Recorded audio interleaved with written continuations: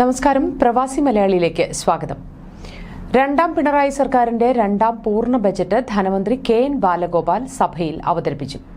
പ്രവാസികൾക്ക് ആശ്വാസമായ പ്രഖ്യാപനങ്ങളോടെയാണ് ബജറ്റ് അവതരിപ്പിച്ചത്.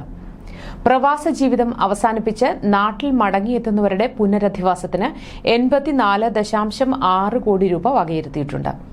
തിരിച്ചെത്തിയ പ്രവാസികളുടെ നിലനിൽപ്പിന് പുതിയ നൈപുണ്യ വികസന പദ്ധതികൾ സർക്കാർ ആരംഭിക്കുകയാണെന്നും പ്രത്യേക പദ്ധതിക്ക് വേണ്ടി 25 കോടി രൂപ വകയിരുത്തിയിട്ടുണ്ടെന്നും ധനമന്ത്രി അറിയിച്ചു. കുറഞ്ഞ വരുമാനമുള്ളവർക്ക് 2 ലക്ഷം വരെ പലിശരഹിത വായ്പ ലഭിക്കും. കുടുംബശ്രീ വഴിയും ഷെഡ്യൂൾഡ് ബാങ്ക് വഴിയും 5 ലക്ഷം വരെ വായ്പയെടുക്കുന്നവർക്ക് 3% പലിശ അടച്ചാൽ മതിയാവും. നോർക്ക് വഴി ഒരു പ്രവാസിക്ക് പരമാവധി 100 തൊഴിൽ ദിനം നൽകും. എയർപോർട്ടുകളിൽ നോർക്ക ആംബുലൻസ് സർവീസുകൾ 60 ലക്ഷം അനുവദിക്കും. ലോക കേരള കേന്ദ്രം സ്ഥാപിക്കുന്നതിനായി 1 കോടി രൂപയും ബജറ്റിൽ അനുവദിച്ചിട്ടുണ്ട്. ചാർട്ടേഡ് വിമാനങ്ങളുടെ ചെലവ് യുക്തിസഹമാക്കാനും അതുവഴി വിമാന ചെലവ് താങ്ങാവുന്ന തരത്തിൽ പിടിച്ചു നിർത്താനുമായി 15 കോടി രൂപയുടെ കോർപ്പസ് ഫണ്ട് രൂപീകരിക്കുമെന്ന് ധനമന്ത്രി വ്യക്തമാക്കി. ഏതെങ്കിലും പ്രത്യേക വിമാനത്താവളം ഇതിൽ പങ്കാളിയാവാൻ ആഗ്രഹിക്കുന്ന സാഹചര്യത്തിൽ ഈ ഫണ്ട് ഒരു അണ്ടർ റൈറ്റിംഗ് ഫണ്ടായി ഉപയോഗിക്കാമെന്നും മന്ത്രി വ്യക്തമാക്കി. വിമാനങ്ങൾ ചാർട്ടർ ചെയ്യാനുള്ള കുറഞ്ഞ കൊട്ടേഷനുകൾ എയർലൈൻ ഓപ്പറേറ്റർമാരിൽ നിന്ന് സുതാര്യമായ പ്രക്രിയയിലൂടെ വാങ്ങും. നോർക്ക റൂട്ട്സ് വിമാനയാത്രക്കാരുടെ ഡിമാൻഡ് അഗ്രഗേഷനായി പ്രത്യേക പോർട്ടൽ നടപ്പിലാക്കാനും ആസൂത്രണം ചെയ്തിട്ടുണ്ട്.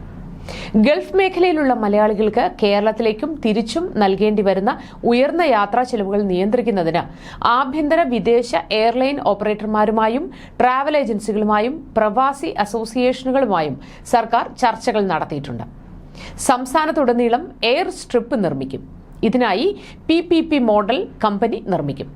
ഇതിനുവേണ്ടി 50 കോടി രൂപ വകയിരുത്തിയിട്ടുണ്ട്.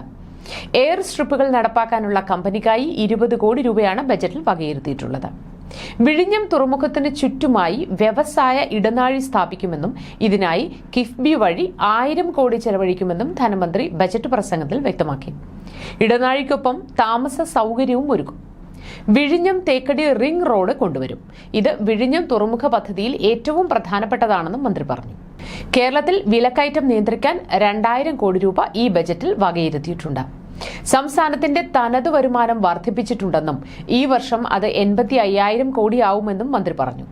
വിഭവങ്ങളുടെ കാര്യക്ഷമമായ വിനിയോഗം ഉറപ്പുവരുത്തും. സർക്കാർ സേവനങ്ങൾ കൂടുതൽ ഓൺലൈനാക്കും. ഇത് പ്രവാസികൾക്കും ഗുണകരമാവും. പ്രവാസികളെ കൈവിടില്ലെന്നും വിവിധങ്ങളായ പദ്ധതികളിലൂടെ പ്രവാസികൾക്ക് തുണയാകുന്ന അനുകൂല സാഹചര്യമായിരിക്കും സംജാതമാവുക എന്നും ധനമന്ത്രി ബജറ്റ് പ്രസംഗത്തിൽ പറഞ്ഞു. ന്യൂസ് ഡെസ്ക് പ്രവാസി മലയാളി.